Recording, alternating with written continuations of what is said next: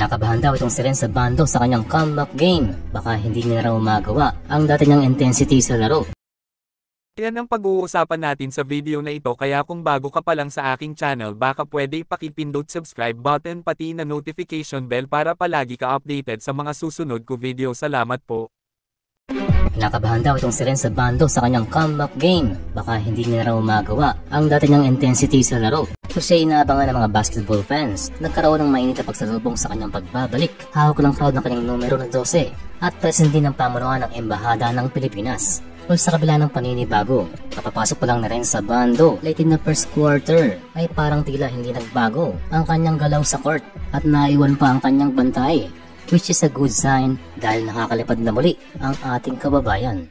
Malamang ingat pa rin si Renz, kaya bumibitaw siya sa tres na pumapasok naman, gayon din ang kanyang mga mid-range jumpers. At kada pukol itong ating kababayan ay rinig na rinig ang suporta sa crowd. Well, makikita sa game na ito kung gaano ka-excited at focus itong si Abando at saktong sa home court pa siya nagbalik. Sa third quarter ay tuloy-tuloy pa rin ang pagpapakula ng mga mid-range jumper ni Abando. For now ay mas safe sa kanyang mga usual na ginagawa noon na palipad-lipad, and instead na nabigay pa siya ng mga gandang pasa para sa kanyang mga teammates. Well, kita naman sa play na ito na iniiwas niya ang kanyang likod, kaya mag-iingat daw, sabi ng kanyang kaibigan. Well, habang nasa court ay dahan-dahang inaalala ni Abando ang mga play ng team. Pagdating naman ng fourth quarter ay pinakita ni Renz na kanyang naibalik na ang kanyang depensa. Hindi pinalusot ang Koreano sa kanyang case down block, hudyat na siya ay nakabalik na sa KBL. Pero mukhang magpagsasabihan nitong si Abando dahil lumabas na naman ang kanyang mga delikadong galawan.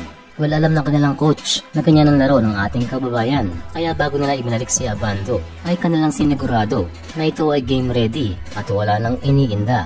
Pero yun lang ay natawagan ng offensive foul itong si Renz. At medyo kinabahan din ang kanilang coach. Pagdating sa fourth quarter ay nakabawi si Abando sa sinasabing dahilan ng kanyang injury noon na si Chinano Onuaku. Pagkatapos itong pasabitin sa tres, pasok lahat ang free throw ni Renz, ang isang kisa ng victory kontra sa Goyang Sono. Ang score ay 92-87. Nakapagtala si Renz ang 17 points, 4 rebounds, 3 assists, 1 block. Huwag mo kalimutan mag-like and subscribe sa aking channel. Maraming salamat po.